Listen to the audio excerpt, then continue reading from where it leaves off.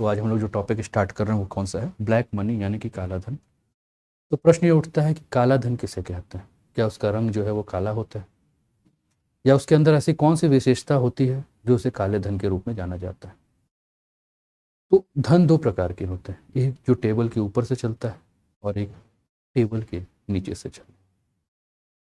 तो टेबल के नीचे से चलने वाले धन यानी कि जैसा कि ऑफिस में आप देखते हैं कि कोई बाबू होगा, कोई अधिकारी होगा, तो अगर वो टेबल के नीचे से जिस धन को उठाता है तो उस धन को क्या कहते हैं? ब्लैक मनी, काला धन। क्यों? क्योंकि उसका रिकॉर्ड कहीं नहीं रहता और टेबल के ऊपर से जो भी धन होता है उसकी पर्चियां कटती हैं, यानी कि वो आपको रिकॉर्ड पर देखने को मिलता है। तो इसी में हम बात करेंगे, यानी कि कुल मिला के कहें तो ये जो काला धन है, ब्लैक मनी है, उसकी कोई परिभाषा नहीं दी गई है ना। काला धन जो है कोई भी अवैध तरीके से लिया हुआ धन, चाहे रिश्वत के रूप में है ना, चाहे अन्य किसी भी लालच के रूप में, तो उसे हम काला धन के रूप में जानते हैं। तो आर्थिक सिद्धांत में काले धन की कोई आधिकारिक जो है वो भाषा नहीं है और अलग अलग शब्द इसके लिए है, जैसे कि पैरेलल इकोनॉमी एक इसके लिए शब्द है, यानी कि समानांतर अर्थव्यवस्था। समानांतर अर्थव्यवस्था क्या है, तो इसके ऊपर भी हम बात करेंगे और एक एक टॉपिक को जो है वो हम समझते हुए चलेंगे, ठीक है ना, एक एक टॉपिक को। अब जैसे समानांतर अर्थव्यवस्था, पैरेलल इकोनॉमी की बात करें तो पैरेलल इकोनॉमी का मतलब क्या होता है?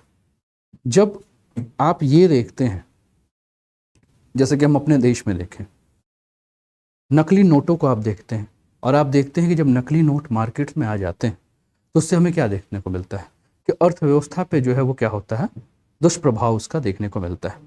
किसी भी देश के इकोनॉमी में, किसी भी देश के जीडीपी पे हम देखते हैं कि जैसे ही ब्लैक मनी की एंट्री हो जाती है तो इस समय क्या देखने को मिलता है कि कहीं ना कहीं उस देश का जो एक तरफ से ग्रोथ है, वो ग्रोथ जो है वो डाउन हो जाता है। कारण क्या है? कारण ये है कि वो जो इकोनॉमी जो है, वो जो रन में चल रही है, वो जो तरलता जो बनी हुई है कहाँ, अर्थव्यवस्था में, जो फ्लोटिंग हो रही है अर्थव्यवस्था में, वो क्या हो रही है, वो बैंक के पैरेलल जो है वो काम कर रही है, जिसका रिकॉर्ड अगर हम बात करें तो कहीं हमें देखने को नहीं मिलता है। जैसे एक एग्जांपल हम ले लेते हैं, जैसे कि मान लीजिए आप कोई आय कमा रहे हैं। मान लीजिए जैसे मैं अपनी बात करूं तो मान लीजिए कि मैं कोई बिजनेस कर रहा हूं और इस बिजनेस में मुझे अगर 100 रुपए की आय हो रही है, ठीक है, मैं सरकार को केवल 20 रुपए के आय के बारे में जानकारी दे रहा हूं, 80 रुपए के आय के बारे में जानकारी नहीं दे रहा, ठीक है।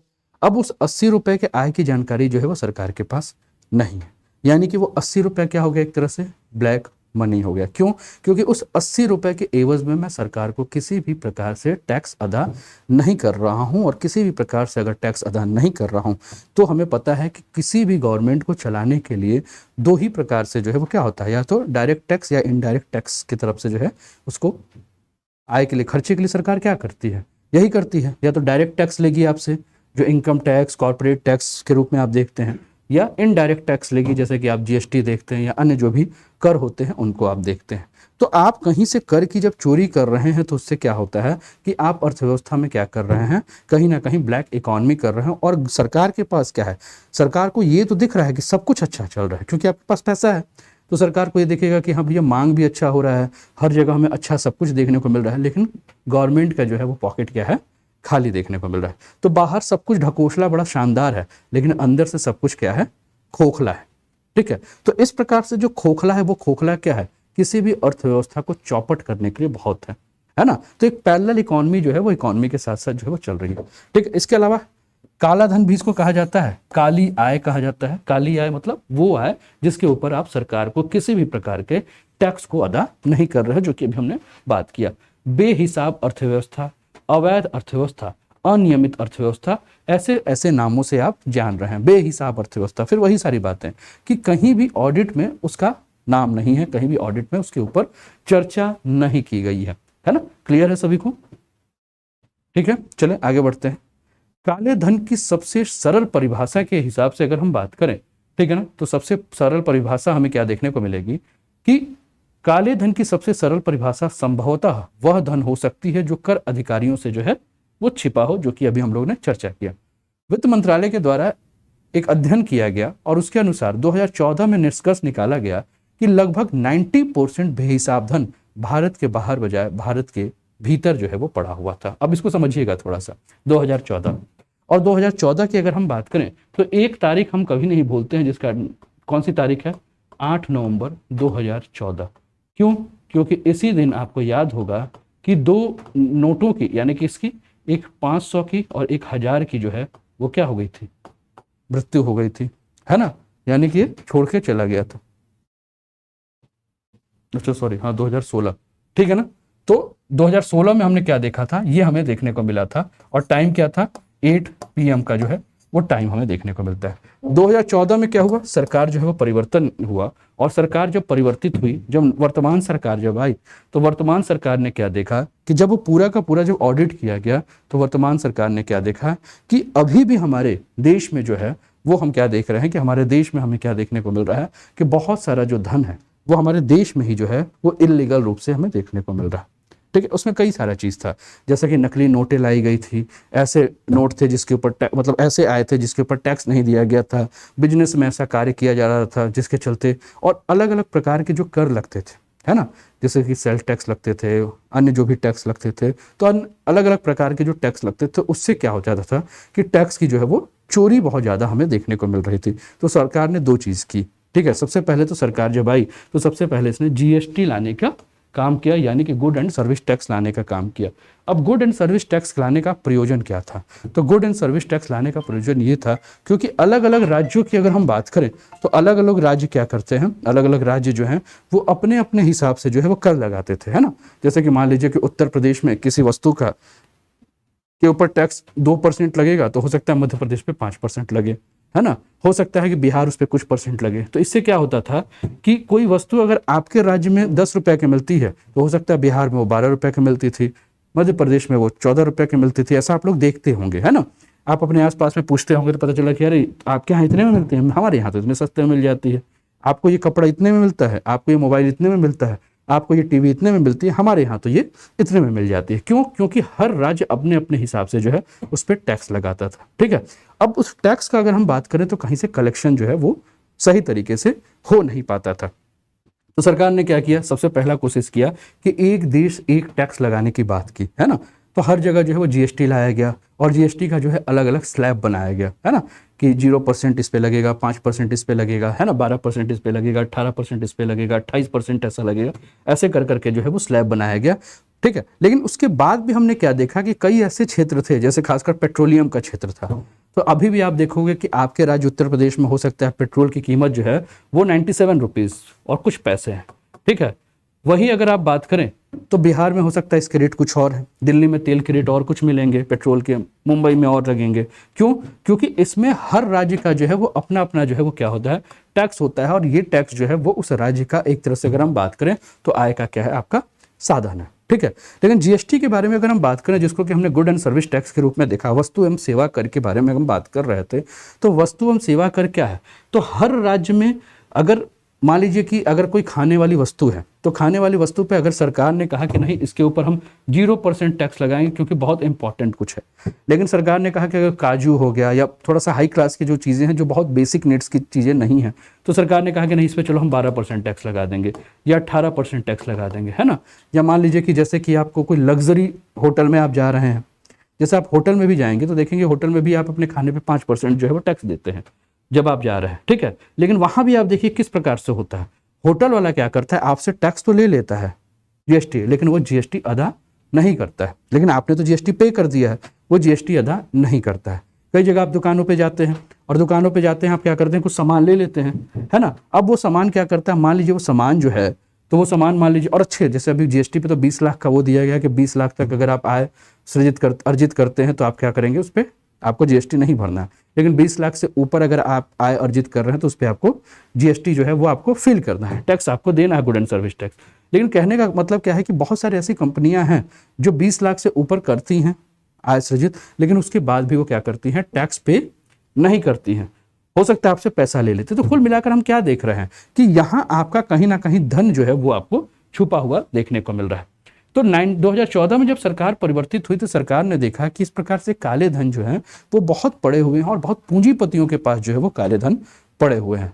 जस्ट मैं एक एग्जांपल लूंगा, और मैं नाम नहीं लूंगा किसी संस्था का, मैं दिल्ली की एक संस्था का एग्जांपल लूंगा, किसी कोचिंग इंस्टीट्यूट का ही मैं एग्जांपल लूंगा, नाम नहीं लूंगा। अब कैसे कैसे काला धन बचाया जाता है इसको भी समझिएगा। जैसे कि एक संस्था है, जिस संस्था का नाम मान लीजिए ए है ना। अब इस संस्था को अगर टैक्स बचाना है, सरकार से अगर पैसा छुड़ाना है तो कैसे छुड़ाएगी। मान लीजिए इस संस्था के पास जो है, जिसका कि टर्नओवर एक साल का जो है वो 200 से लेकर 300 करोड़ तक का टर्नओवर था, बड़ी संस्था थी ये, है ना। 200 से 300 करोड़ रुपए एक साल में जो है ये कमाती थी। अब ये करती क्या थी कि मान लीजिए कि रोज इसके पास 10 स्टूडेंट्स का एडमिशन हो, ठीक है, तो ये दिखाती क्या थी गवर्नमेंट को कि हमारे पास जो है वो मात्र 4 या 5 स्टूडेंट का ही एडमिशन हो रहा है, यानी कि 4 या 5 स्टूडेंट का एडमिशन का जो है वो फी देती थी और बाकी जो बचा हुआ था उसको क्या करती थी, सरकार से चुराती थी, है ना। लेकिन अब हुआ क्या कि अब धीरे धीरे जो है सरकार ने जब इस पर थोड़ा सा लगाम कसना शुरू किया तो सरकार को समझ में आया। तो ये तो मैंने एक एग्जाम्पल लिया, लेकिन इसके अलावा अगर मैं बात करूं तो सरकार को ये भी देखा कि कई जगह हम क्या देख रहे हैं कि काला धन का प्रयोग जो है वो देश की सुरक्षा के साथ खिलवाड़ के रूप में यूज किया जा रहा है। जैसे काला धन का प्रयोग जो है वो क्या हो रहा है कि नक्सलवाद को बढ़ावा देने के लिए, काला धन का प्रयोग जो है वो आतंकवाद को बढ़ावा देने के लिए हुआ है। आपने देखा होगा कि 2016 के बाद जब आपका ये लगा, कौन सा, जब आपका ये डिमोनेटाइजेशन हुआ, उसके बाद आपने देखा होगा कि देश में जो बहुत सारे जो नक्सली गतिविधियां थी या बहुत सारे आतंकवादी गतिविधियां आपको पहले की तुलना में एकदम से कम नजर आने लगी होंगी। उसके पीछे कारण क्या था? कारण यही था कि बहुत सारी जो फंडिंग इन लोग को हो रही थी, है ना, वो फंडिंग क्या हो गई, रुक गई। जैसे कि कश्मीर में हमने देखा कि बहुत सारे ब्लैक मनी जो है या नकली नोटें, अगर हम बात करें तो जो नकली नोट हैं वो पाकिस्तान के माध्यम से प्रिंट होकर आते थे या नेपाल के रास्ते से भारत में जो है उनको ला दिया जाता था, है ना। अब नकली नोटों को जब लाया जाता था तो कहीं ना कहीं देखिए बैंक जो होता है, बैंक अपने हिसाब से जो है बैंक ये निर्धारित करती है कि कब कितना नोट जो है वो छापना। कई बार नहीं होता है कि कभी कभी लगता है कि यार बड़ी महंगाई बढ़ रही है, पैसा नहीं है, तरलता, तो आप लोग के दिमाग में होता है कि बैंक और नोट छाप दे, छापना ही तो है। तो बैंक तो ऐसा तो नहीं है कि जितना मन करे आरबीआई उतना ही निकाल दे बैंक, वो ठीक है। लेकिन आरबीआई को ये तो दिख रहा है कि देखो भैया बैंक मार्केट में जो है पैसा नहीं है, लेकिन उसके बाद भी मार्केट में पैसा है। आरबीआई के हिसाब से मार्केट में पैसा नहीं है, लेकिन फिर भी मार्केट में पैसा है। तो उन्हीं पैसों को हटाने के लिए जो है वो सरकार ने जो है वो अलग अलग जो है वो प्रोसेस किए, ठीक है। तो एक तरह से मैंने क्या कहा कि सरकार ने देखा कि बहुत सारे आपको जो फंडिंग नजर आ रहे थे, जो इलीगल रूप से फंडिंग हो रहे थे, ठीक है, तो इसके लिए जो है वो भारत ने सरकार ने जो समय समय पे काम किया। आगे इस पर भी और भी हम लोग बात करते हैं। काले धन का स्रोत क्या है, तो इसको जो है 2 श्रेणियों में बांटा गया है। सबसे पहला, अवैध गतिविधि के माध्यम से जो है वो काला धन। तो अवैध गतिविधि के माध्यम से अर्जित धन स्पष्ट रूप से कर अधिकारियों को सूचित नहीं किया जाता था और इसके लिए काला धन जो है वो होता था। अवैध गतिविधि जो भी गलत तरीके से कानूनी लेकिन रिपोर्ट नहीं की गई गतिविधि, यानी कि दूसरी श्रेणी में कानूनी गतिविधि से होने वाली आय शामिल है जिसकी सूचना कर अधिकारियों को नहीं दी जाती थी। अब 2 प्रकार आपको देखने को मिला। एक, अवैध तरीके से कोई इलीगल काम किया गया और वहां से, ठीक है, जैसे कि मान लीजिए कि इलीगल काम में क्या हो गया, मान लीजिए कोई जो है वो कोई नशीले पदार्थ बेच रहा है, कोई हथियार बेच रहा है, कुछ गलत काम कर रहा है, तस्करी कर रहा है, मानव तस्करी कर रहा है या अवैध व्यापार कर रहा है जिसके बारे में कहीं रिकॉर्ड में नहीं है, लेकिन वहां से धन आ रहा है, ठीक है। तो ये क्या है कि अवैध गतिविधि के माध्यम से अर्जित धन जो है स्पष्ट रूप से कर अधिकारियों को सूचित नहीं किया जाता और इसलिए काला धन होता है। दूसरा, कानूनी तरीके से किया तो जा रहा है लेकिन इसके बारे में जो है वो कर अधिकारियों को बताया नहीं जा रहा। मतलब कि आप जो काम कर रहे हो काम तो लीगल है, काम में किसी प्रकार की कोई गलती नहीं है, लेकिन फिर भी जो आपको आय सृजित हो रहा है उस आय के बारे में आप क्या कर रहे हैं, मतलब आप टैक्स जमा नहीं कर रहे हैं। तो 2 तरीके से जो है हमें क्या देखने को मिल रहा है, काला धन जो है वो देखने को मिल रहा है, ठीक है। तो अब काले धन के स्रोत के उदाहरण जैसे मल्टी लेवल मार्केटिंग सिस्टम में, तो ऑफशोर बैंकों द्वारा जारी किए गए अंतर्राष्ट्रीय डेबिट या क्रेडिट कार्ड का उपयोग काला धन बनाने के लिए किया जाता है। ऑफशोर बैंक मतलब क्या होता है, जैसे कोई विदेशी बैंक है, अब उस विदेशी बैंक के द्वारा आपको कोई क्रेडिट कार्ड इशू हुआ है, जैसे कि देखते हो ना, आपको बैंक हो गई, जैसे अमेरिका की कोई बैंक हो गई, स्विस बैंक हो गया या अन्य जगह से कहीं का बैंक हो गया, उसने आपको क्या कर दिया, क्रेडिट कार्ड इशू कर दिया, ठीक है। क्यों? क्योंकि आपका खाता वहां के बैंकों में खुला हुआ है। तो उसके द्वारा अगर आपको कोई क्रेडिट कार्ड होता है तो उस क्रेडिट कार्ड का यूज जो है वो क्या कर रहे हैं आप, कि काले धन के। दूसरा एक चीज देखते हैं, प्रच्छन्न स्वामित्व। प्रच्छन्न का मतलब क्या होता है, छिपा हुआ, हाइड। तो आप देखते हो कई सारे आपने ऐसे कंपनियां देखे होंगे जिसका मालिक कोई और होता है ना, और रियल मालिक कोई और होता है। एक मालिक होता है जो आपको दिख रहा है और एक मालिक जो है वो उस पीछे से जो है वो क्या कर रहा है, आपका काम कर रहा है। तो प्रच्छन्न स्वामित्व भी हमने देखा है, जैसे कि हम देखें कई जगह जो होता है कि आप देखें हॉस्पिटल्स ओपन हुए हैं, बड़े बड़े मॉल ओपन हुए हैं, और पता चला कि ऑन पेपर दिख आपको कोई और रहा है मालिक, लेकिन पता चला फंडिंग पीछे से किसी और के द्वारा जो है वो की गई है। ठीक है, तो अपराधी तेजी से अवैध व्यवसायों के मालिक जो है वो बनना चाहते हैं और इसका प्रयोग लाभ लेने और अपने काले धन को सफेद करने के लिए किया जा सकता है। ये भी हमने चीज़ देखा है। जैसे कि एक बात मैंने और भी आपको बताया था, जो कि कोचिंग इंस्टीट्यूट में जो होता है क्या किया जाता है, तो यहाँ भी हम देखते हैं कि बहुत सारे जो एजुकेशनल इंस्टीट्यूट या कोचिंग इंस्टीट्यूट होती हैं वो क्या करते हैं कि कोई, जैसा कि मान लीजिए बच्चों से जो है वो उनके पास 10 बच्चे हैं, लेकिन वो रिकॉर्ड में क्या दिखाएंगे कि हमारे पास 100 बच्चे हैं, और कहीं ना कहीं से उसका फंडिंग हो जाता है, और उस प्रकार से जो है वो क्या करते हैं, ब्लैक मनी को वाइट करने की कोशिश करते हैं। तो ये भी हम तरीके देखते हैं। इसके अलावा मिश्रित बिक्री, तो अवैध धन के स्रोतों को वैध स्रोत के साथ मिलाना एक लोकप्रिय तरीका है, क्योंकि इसका पता लगाना मुश्किल है, खासकर जो है अगर कानूनी व्यवसाय में एक बड़ा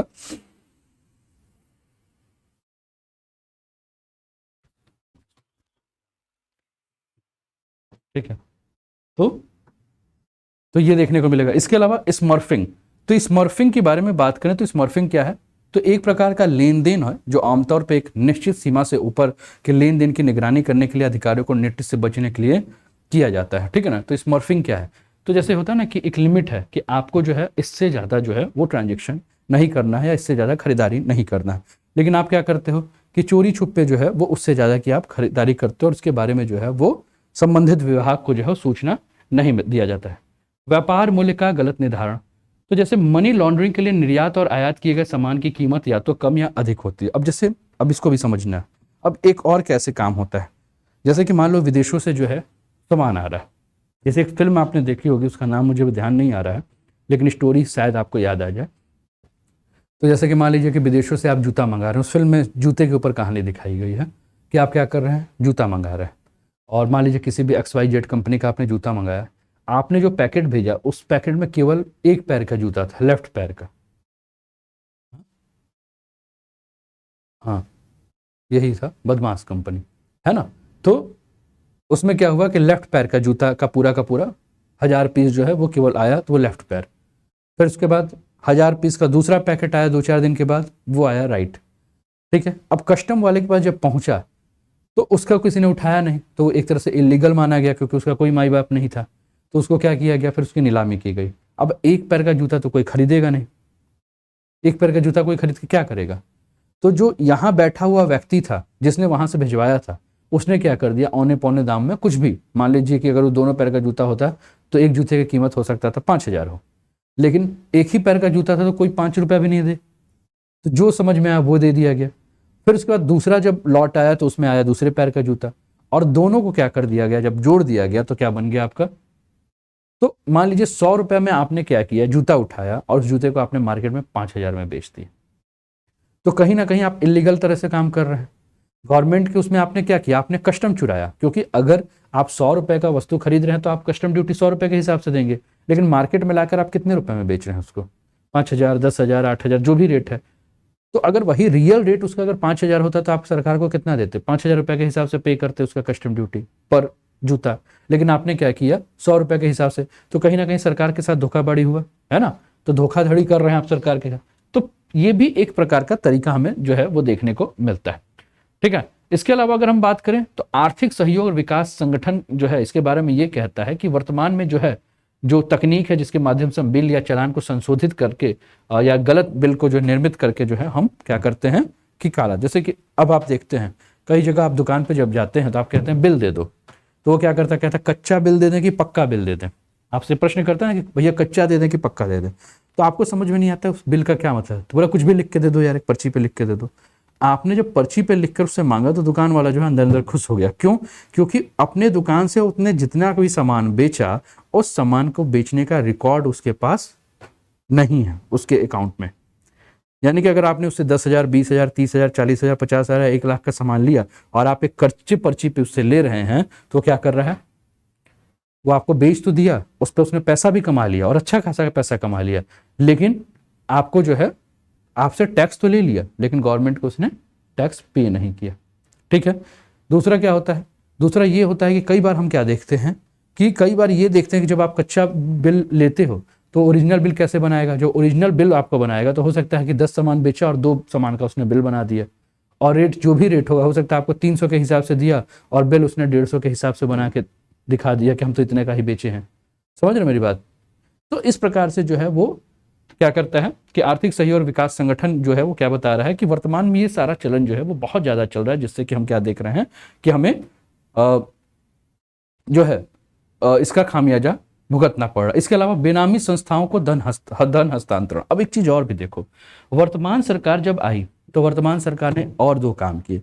ये जितने भी एनजीओ हैं, जितने भी ट्रस्ट है, उसमें बहुत सारे एनजीओ और बहुत सारे ट्रस्ट ऐसे थे जो कि क्या होता था कि ट्रस्ट क्या होता था, कई सारे एक ही एड्रेस पे जो 10-10 एनजीओ चल रहे हैं, है ना, तो गलत तरीके से। और इन एनजीओ का काम क्या होता था कि विदेशों से फंड लेके आइए और उसको क्या करते थे सरकार के खिलाफ। तो आप देखिए बहुत सारी ऐसी संस्था थी कि वो क्या करती थी, सरकार के खिलाफ जो है वो काम करती थी। जैसे कि आप देखेंगे कि बहुत सारे ऐसे संस्थाएं जब हमारे देश में कोई विकास के काम हो, जैसे कि मान लीजिए कभी बांध बनाना हो, कभी सड़क बनाना हो, या कभी कोई एयरपोर्ट बनाना, कोई भी, तो संस्था क्या करती थी कि कुछ लोगों को लेकर सड़क पे उतर जाती थी और विरोध प्रदर्शन शुरू हो जाती थी, चाहे इन्वायरमेंट के नाम पर, चाहे किसी नाम पे जो है वो विरोध प्रदर्शन।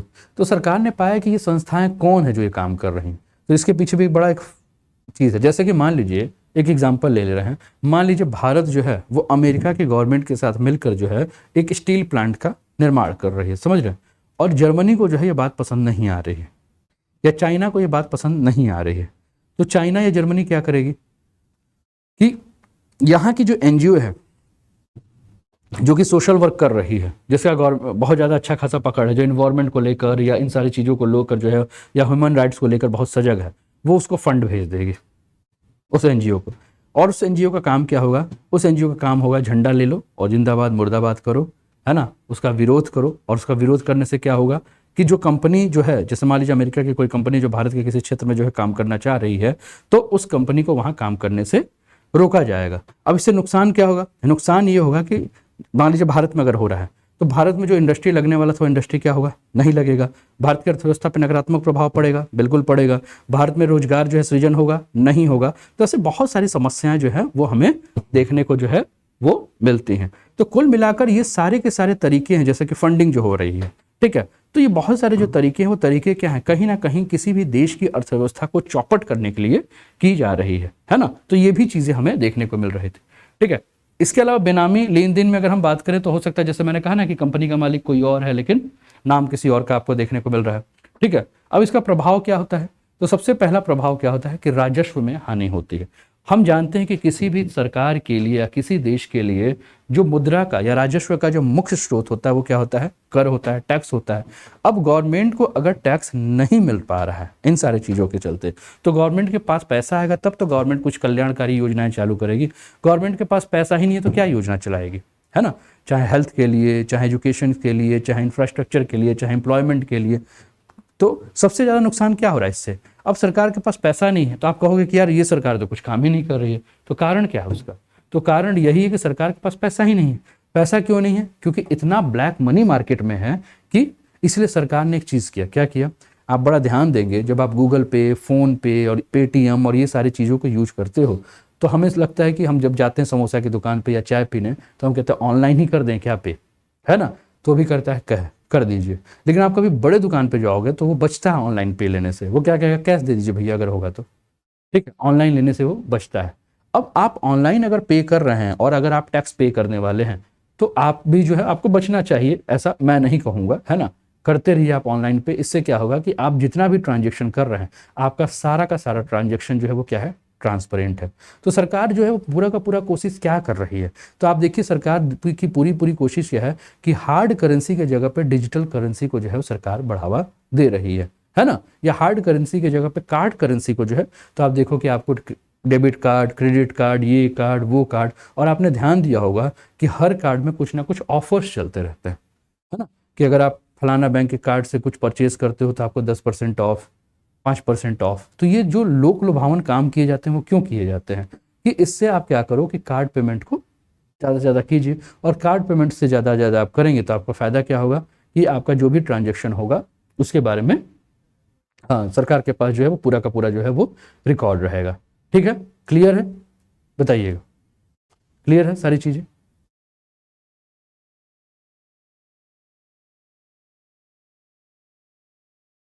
वॉइस नहीं आ रही है।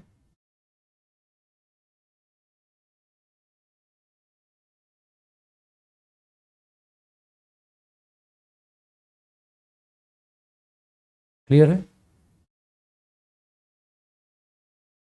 वॉइस आ रही है? रूबी, वॉइस आ रही है?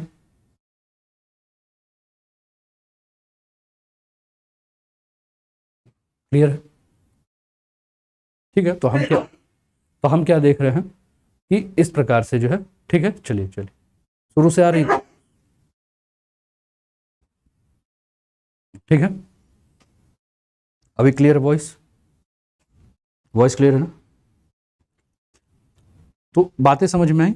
तो हम क्या देख रहे हैं, ये देख रहे हैं काला धन। तो सबसे पहले हमने क्या देखा, राजस्व में हमें हानि देखने को मिला है ना? तो काला धन कर के एक हिस्से को समाप्त कर देता है और इस प्रकार सरकार का घाटा जो है बढ़ जाता है। सरकार को इस घाटे को करों में वृद्धि, सब्सिडी में कमी और उधार में वृद्धि करके संतुलित करना होता है। अब थोड़ा सा एक चीज़ और देखिए, जस्ट एक एग्जांपल लेते हैं पाकिस्तान का। आपको याद होगा कि मैंने यूट्यूब पे एक वीडियो डाली थी पाकिस्तान को लेकर, और मैंने कहा था कि आईएमएफ ने कहा है ना, और वो वीडियो मैंने देखा है कि अभी 3,500 से ऊपर व्यूज़ पहुंच चुका है। अगर आप नहीं, 5,000 से ऊपर व्यूज़ पहुंच चुका है। अगर आप लोगों ने नहीं देखा होगा तो उसको देख लीजिएगा।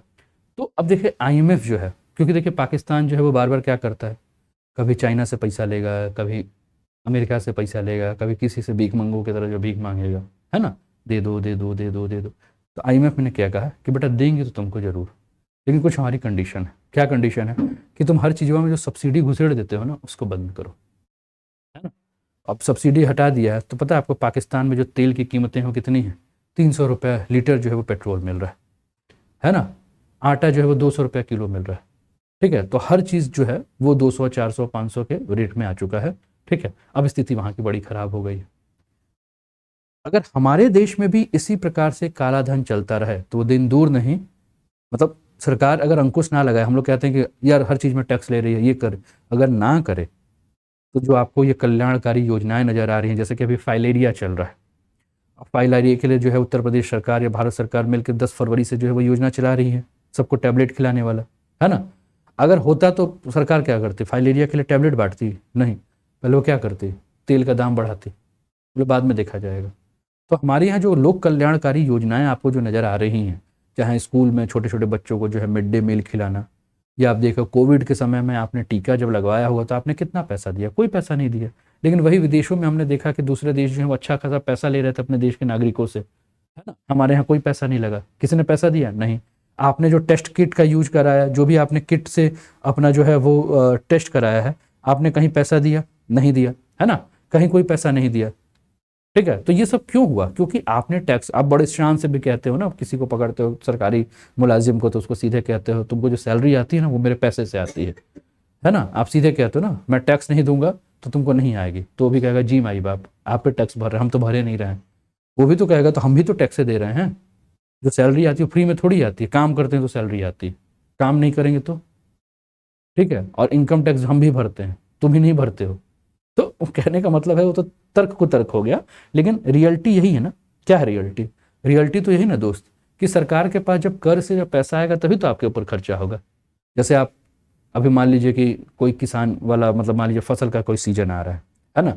अब फसल का सीजन आ रहा है, आपको जो उर्वरक मिलता है उसमें सब्सिडी है, आपको जो एलपीजी गैस मिलते हैं उसमें सब्सिडी है, आपको पेट्रोल मिलता है उसमें सब्सिडी है, आपको बिजली मिलता है उसमें सब्सिडी है। तो बहुत सारा हम देख रहे हैं। कई बार आपने देखा होगा कि मैंने करंट अफेयर्स का टॉपिक लिया जिसमें सुप्रीम कोर्ट ने जो है सीधे लताड़ लगाई थी कई राज्य सरकारों को कि आप ये जिस प्रकार से जो ये सब्सिडी वाला जो घोषणा कर रहे हो, आप लोग जो चुनाव के समय कहते हो कि हम मोटरसाइकिल दे देंगे, बिजली फ्री दे देंगे, पानी फ्री देंगे, खाना फ्री दे देंगे, हर चीज़ फ्री दे देंगे, तो ये कहीं ना कहीं आप क्या कर रहे हैं, जो फ्री का जो लालच दे रहे हैं उससे क्या होगा, देश की अर्थव्यवस्था चौपट हो जाएगी। और हम दो एग्जाम्पल अपने सामने देख रहे हैं, एक किसका, श्रीलंका का, और दूसरा किसका, पाकिस्तान का। जो दोनों को हम देख कर रहे हैं, एक जगह काला बाजारी और दूसरा जगह सब्सिडी। पाकिस्तान में काला बाजारी हमें देखने को मिला, काला धन देखने को मिला, और श्रीलंका में सब्सिडी देखने को मिला। और ये दोनों जो तरीका है वो क्या है, वो जैसे फ्री में अगर आप किसी को देंगे तो किसी को खाना तो थोड़ी बुरा लगता है यार, सब पेट भर के खाना चाहते हैं। लेकिन उस फ्री में अगर आप दे रहे हैं तो उसका यूज क्या है, उससे आउटपुट क्या निकल रहा है, तो आउटपुट भी तो आपको देखना है ना। तो आउटपुट अगर आपसे कुछ नहीं निकल रहा तो आप कितने दिन लेके चलोगे, बंद कर दोगे, ठीक है। या दूसरा चीज़ क्या है, आपके पास कहीं से फंडिंग हो जिसको आप लेकर चलो, तो फंडिंग भी क्यों होगी, है ना। आईएमएफ ने क्या किया, आईएमएफ ने सीधे पाकिस्तान को यही कहा कि हम पैसा तो तुमको देंगे, लेकिन कंडीशन है, क्या कंडीशन है, तुम सब्सिडी बंद करो तभी तुमको पैसा। तो देखिए सरकार ने जो है, पाकिस्तान सरकार ने हर जगह से जो है सब्सिडी खत्म किया, और जैसे ही खत्म किया सब्सिडी वैसे ही सबके रेट जो है वो बढ़ गए। ठीक है, तो आगे हम जो इस पे बात कर रहे हैं, तो काला धन कर के एक हिस्से को समाप्त कर देता है और इस प्रकार सरकार का घाटा बढ़ जाता है। सरकार को इस घाटे को करों में वृद्धि, सब्सिडी में कमी, उधार में वृद्धि करके संतुलित। अब मान लो सरकार के पास पैसा नहीं, तो सरकार क्या करेगी, जो इनकम टैक्स जो स्लैब था, पता चला कि अभी है कि भैया 7 लाख रुपया कमाओगे तो आपको टैक्स भरना है। अब सरकार क्या करेगी, बोलेगी यार पैसा तो है नहीं, काम करो 2 लाख रुपया जो वार्षिक कमा रहा है उस पर टैक्स लेना शुरू कर दो, है ना। तो जो 2 लाख रुपया कमा रहा है सब टैक्स भरेगा, तुरंत पैसा आ जाएगा। सरकार क्या करेगी, अच्छा एक चीज़ बताओ कि फर्टिलाइजर कितने का है, तो बोलेंगे भैया 500 रुपया पैकेट है। अच्छा ठीक है, उस पर कितना तुम टैक्स सब्सिडी दे रहे हो, तो 400 रुपया हम दे रहे हैं, वैसे आना चाहिए था 900 में, लेकिन 500 हो रहा है, 400 रुपया पर पैकेट हम दे रहे हैं। सरकार बोलेगी काम करो, बंद करो 400 रुपये, 900 रुपया जो है वो जो कस्टमर है उसी को देने दो। तो पता चला जो 500 रुपये का पैकेट का आपको फर्टिलाइजर मिल रहा था वो कितने का मिलने लगा, 900 रुपये में। तो पर पैकेट 400 रुपये सरकार को मिला। तो इसी प्रकार से सरकार के पास क्या आ जाएगा, पैसा आ जाएगा। ठीक है, अब ये दोनों काम नहीं होगा तो तीसरा काम क्या है, तीसरा जो है वो आईएमएफ से कर्जा लेगा या किसी दूसरे देश से कर्जा लेगा, उससे कहेगा भैया हमको दीजिए, ये नहीं है खर्चा चलाने के लिए। तो ये सारी चीज़ें हमें देखने को मिलेंगी। तो उधार लेने से ब्याज के बोझ के कारण सरकार के ऋण और वृद्धि होती है। अगर सरकार घाटे को संतुलित करने में असमर्थ है तो उसे खर्च कम करना होगा, जो कि विकास को प्रभावित करता है। ठीक है, अब ये चीज़ें देखने को मिल रहा है। अब सरकार को क्या करना होगा, इस पर करना होगा। दो ही चीज़ होगा ना, या तो सरकार क्या करेगी, अपना जो खर्चा है उसको कम करेगी, या तो घाटा मेंटेन करेगी। अब मान लीजिए कि सरकार ने क्या किया कि मान लीजिए जस्ट एग्जांपल हम बता रहे हैं, जैसे पाकिस्तान की सरकार जो आईएमएफ से जो है उसने कर्ज ले लिया, मान लो 100 करोड़ रुपए का कर्ज ले लिया। अब 100 करोड़ रुपए का कर्ज लिया तो भैया ऐसा तो है नहीं, उसको चुकाना भी तो पड़ेगा ना। तो क्या करेगी, ऐसा तो नहीं है कि दिवालिया घोषित कर देगी अपने देशों को, बोले हम नहीं देंगे भैया 100 करोड़ रुपया, जाओ हम नहीं देंगे, खरीद लो हमारे देश से कोई, है ना, जमीन खरीद लो यहाँ, तो वो भी नहीं होगा। ठीक है, जैसे देखिए चाइना जो है वो बार बार क्या करता है, चाइना जो है पाकिस्तान को पैसा दे देता है, रोड बनाओ, रेल बनाओ, ये बनाओ, और हम लोग को लगता है कि देखो चाइना इतना इन्वेस्ट कर रहा है, वो ऐसे हवा में थोड़ी इन्वेस्ट कर रहा है। वो क्या कहेगा, रोड बनाओ, बोलेगा पैसा नहीं है, बोला हम दे रहे हैं ना पैसा, रोड बनाओ। तो मस्त पाकिस्तान में एकदम प्लेन जो है वो सड़कें बन जाएंगी। फिर कहेगा कि एक काम करो, ट्रेन बनाओ, ट्रेन के लिए जो है वो पटरी बिछाओ, बोलेगा पैसा नहीं। अरे बिछाओ ना भाई, हम है ना, ठीक है, आज नहीं 10 दिन बाद दे देना। पाकिस्तान का ठीक है चलो 10 दिन में बाद दे ही देंगे। अब पता है चाइना को कि 10 दिन बाद वो नहीं दे पाएगा पैसा। चाइना क्या कहेगा, एक काम करो, तुम्हारे जो ग्वादर बंदरगाह है ना, इस ग्वादर बंदरगाह को हमको तुम दे दो। तुम्हारा जो है, तुम मान लो कि 500 करोड़ रुपए के हमारे उसमें आ चुके हो, तो बंदरगाह तुम क्या करो कि हमको 100 साल के लिए लीज पे दे दो। हम तुमसे खरीद नहीं रहे हैं, ये तुम्हारा ही है, हम केवल लीज पे ले रहे हैं। कितने साल के लिए, 100 साल के लिए। कंडीशन क्या होगी, कंडीशन यही होगी कि तुम 100 साल तक इसमें एंट्री नहीं करोगे।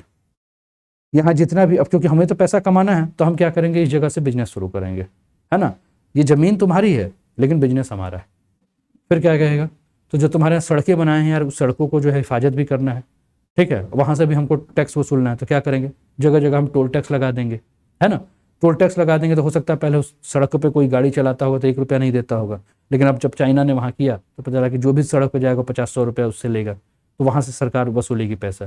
फिर क्या बोलेगी, फिर उसके बाद जो है वो कहेगी कि देखो भैया हमारा जो रोड है हमारा ये है, तो उसकी सिक्योरिटी के लिए हमको लगता है कि तुम्हारा जो आर्मी है, पुलिस बल है, वो कैपेबल नहीं है। हम क्या करेंगे, अपनी आर्मी और पुलिस बल को यहीं रखेंगे, ठीक है। तो अपनी आर्मी और पुलिस बल भी रख लेगा वहीं। फिर उसके बाद क्या होगा, फिर वो कहेगा कि देखो यार तुम्हारे जो लोग हैं ना, जो मजदूरी करने वाले, वो हमको अपने हिसाब से नहीं लग रहे हैं, हम अपने यहाँ से लोग के लेके आएंगे। तो रोजगार जो मिलना था, जो पहले ग्वादर बंदरगाह पे काम करने वाले लोग थे या उसके आसपास काम करने वाले लोग थे, उन सबको लात मार के भगा दिया जाएगा। तो कुल मिला के सबके रोजगार चले जाएंगे, है ना। तो लास्ट में सरकार को क्या मिला, बाबा जी का ठुल्लू बैठा हुआ है ना, कुछ नहीं मिल रहा है, बैठे हुए हैं सब। तो कहीं ना कहीं हुआ क्या कि सरकार ने एक तरह से पैसा ले तो लिया है, लेकिन अब क्या होगा, उसको वापस लेने की प्रक्रिया है। तो इससे क्या होगा, नुकसान किसको होगा, देश को नुकसान। तो ब्लैक मनी जो दिखता है हम लोग को बड़ा अच्छा लगता है, अरे यार चलो बढ़िया हमने टैक्स बचा लिया, हमारा तो 5 लाख टैक्स बन रहा था, हम सरकार को 1 को पैसा नहीं दिए, हमारा टैक्स जो है वो बच गया, ठीक है। लेकिन अगर लॉन्ग टर्म में अगर आप देखेंगे तो आपका टैक्स बचा नहीं, आपने क्या कर लिया, अपने मुसीबत पाल लिया, ठीक है। और हो सकता है कभी कभी कोई और टैक्स बचा रहा है, उसका मुसीबत आप, हो सकता है आप समय पर टैक्स दे रहे हो, लेकिन कोई और जो है बड़े पूंजीपति लोग जो कि घोटाला मार जाते हैं हमेशा, तो उनका कहीं कहीं खमियाजा जो है वो कौन भुगत रहा है? आम आदमी। दूसरा, धन संचलन। आमतौर पर लोग काले धन को सोने के तौर पर, अचल संपत्ति और अन्य गुप्त तरीकों से रूप में रखते हैं। ऐसा पैसा मुख्य अर्थव्यवस्था का हिस्सा नहीं बनता और इसलिए आमतौर पर प्रचलन से बाहर हो। अब कई लोग के पास जब पैसा होता है, लोग क्या करते हैं? गहना खरीद के रख लो, जमीन खरीद के रख लो, है ना। अब वो क्या हो जाता है? पैसा वो कहीं संचित हो जाता है। अब जब पैसा संचित हो जाएगा, पैसे जो है वो संचलन में नहीं रहेगा, है ना, उसकी लिक्विडिटी समाप्त हो जाएगी, तो गवर्नमेंट के लिए क्या हो जाएगी? यूजलेस हो जाएगी, है ना। पैसा सरकार ने निकाला तो, लेकिन वो कहाँ है? किसी के तिजोरी में है। इसलिए गवर्नमेंट बार बार क्या कहते हैं, जैसे बहुत लोग क्या होते हैं अपने घर में जो है वो नोट सजा सजा के रखते हैं, तो गवर्नमेंट क्या कहती है? लालच देती है। क्या देती है? आप बैंक में दीजिए, है ना। या गवर्नमेंट क्या करेगी? बोलेगी बॉन्ड पेपर खरीद लीजिए, एक तो पन्ना दे देगी, बोलेगी पन्ना जो है 2 करोड़ रुपए का आप खरीद लीजिए। पन्ना कुछ नहीं है, आपको 2 करोड़ का लालच दे देगी, बॉन्ड पेपर है, और बाद में जो है 2 करोड़ की जगह पे हम आपको 2 करोड़ 10 लाख रुपया दे देंगे, ठीक है। अब वो आपसे पैसा लेके क्या करेगी? अलग अलग चीज़ों में लगाएगी। जैसे LIC की अगर हम बात करें, LIC क्या करती है? LIC कहती है कि भैया हम आपका इंश्योरेंस कर देंगे, है ना, आप जब मरोगे तो हम आपके परिवार को इतना। उसको भी पता है कि अगर 10,000 लोगों का करार है तो 10,000 लोग एक बार में तो मरेंगे नहीं, है ना। 10,000 लोग में अगर हम देखें तो एक आधे 2 लोग जो है वो बे टाइम मरेंगे, बाकी सब जीते रहेंगे। तो लोग हर महीना जो है वो क्या करेंगे? पे करते रहेंगे। और LIC उस पैसे को क्या करेगी? दूसरे मार्केट में इन्वेस्ट करेगी, या कोई बड़ी बड़ी इंडस्ट्री होगी उसको जो है इन्वेस्ट करेगी। जैसे कि अभी LIC के जो है देखा ना, अडानी ग्रुप और ये सब का जो नाम आ रहा था बार बार, तो ये क्यों आ रहा था? कि यहाँ से पैसा लेके वहाँ लगा दिया गया है। तो कुल मिलाकर क्यों? कि भैया होता है ना, जैसे कि मान लो मुझे कोई बिजनेस चालू करना था, मैं कहूँगा कि काम करो यार, तुम मुझे 100 रुपया दो, ठीक है, 10 दिन के लिए, मैं तुमको 110 रुपया वापस कर दूंगा, ठीक है। तो होगा कि चलो भैया दे दो, दे देगा 110 रुपये। अब पता चला कि 110 रुपये का 100 रुपया मिल जाए, वही बड़ी बात है। मांगने जाओगे तो सामने लगेगा है नहीं, मार लो, नहीं देने वाले हैं, है ना, अपना गाल बढ़ा देगा, लो मार लो जितना मारना है, नहीं दे पाएंगे, मुश्किल है, लूट गए हैं, बर्बाद होंगे, क्या कर लोगे तुम? लास्ट में अपने आप को दिवालिया घोषित करेगा तो क्या करोगे? उसकी नीलामी नहीं ना कर पाओगे। बहुत ज़्यादा होगा तो बोलोगे ठीक है, उसका कपड़ा नीलाम कर देते हैं, उसका पैंट नीलाम कर देते हैं, शर्ट कर देते हैं, ब्रश कर देते हैं, भाई कोई खरीदने वाला भी तो चाहिए, ठीक कौन खरीदेगा? तो इस प्रकार से जो है वो दिक्कत हमें देखने को मिलता है। तो ऐसा पैसा मुख्य अर्थव्यवस्था का हिस्सा नहीं बनता और इसलिए आमतौर पर प्रचलन से जो है वो क्या हो जाता है? आपका बाहर हो जाता है, ठीक है ना।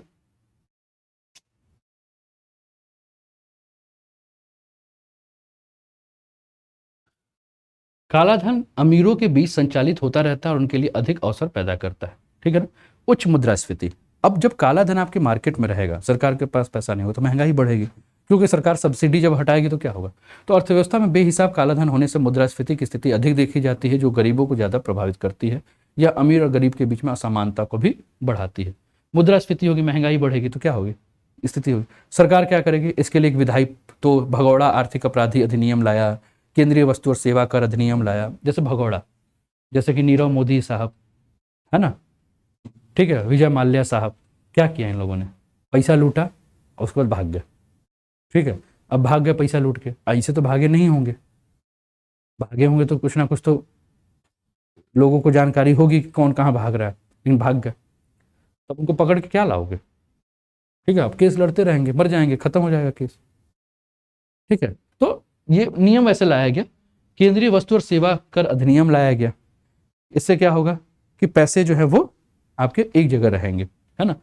बेनामी लेन देन संशोधन अधिनियम, काला धन, अघोषित विदेशी आय और संपत्ति, बीच में हुआ था, सरकार ने कहा कि अगर कहीं कहीं तुम्हारा काला धन है तो क्या करो, उसको बता दो, हम तुमको जो है उसके उस पैसा को रख के और कुछ पैसा तो तुमको दे देंगे। तो कई लोगों ने अपना काला धन उजागर किया था कि मेरा यहाँ जमा है, मेरा वहाँ जमा है, मेरा वहाँ जमा है, मेरा वहाँ जमा है, सब बता रहे थे, ठीक है। और बोला नहीं बताओगे तो हमको तो पता है कि तुम्हारा कहाँ जमा है, हम पूरा जो है वो तो ले ही लेंगे और तुम्हारा यहाँ जो है उसको भी कुर्की कर लेंगे। तो लोग अपना बताया कि हाँ मेरा यहाँ यहाँ जमा है ना।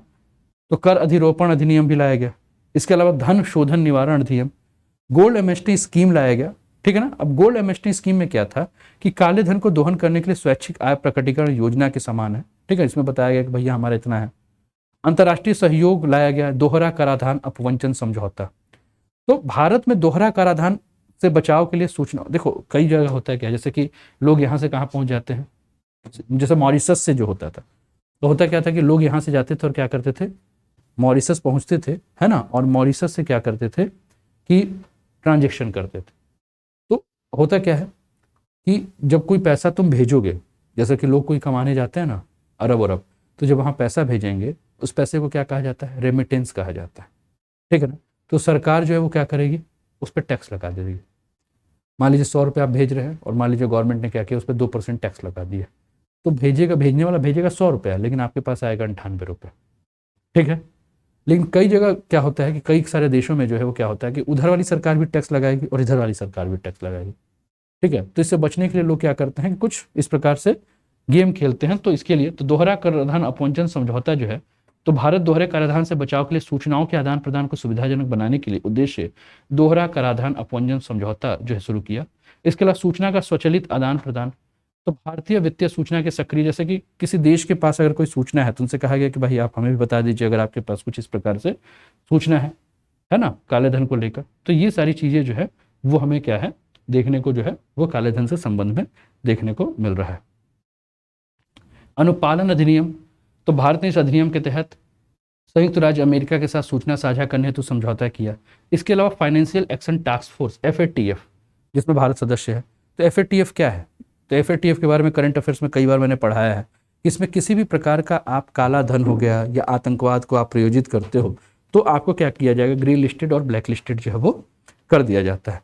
तो अवैध तरीके से अर्जित किसी भी धन काला धन या ब्लैक मनी कहलाता है, और कर योग्य वह धन जिस पर कर ना दिया हो वो भी काले धन की श्रेणी में आता है, ठीक है। तो FATF का भी जो काम किया गया, तो ये सारी चीज़ें जो हैं वो इसके संबंध में है ना। कैसा लगा सेशन जरूर बताइए, ठीक है। तो ये रहा ब्लैक मनी आप लोगों के लिए, है ना।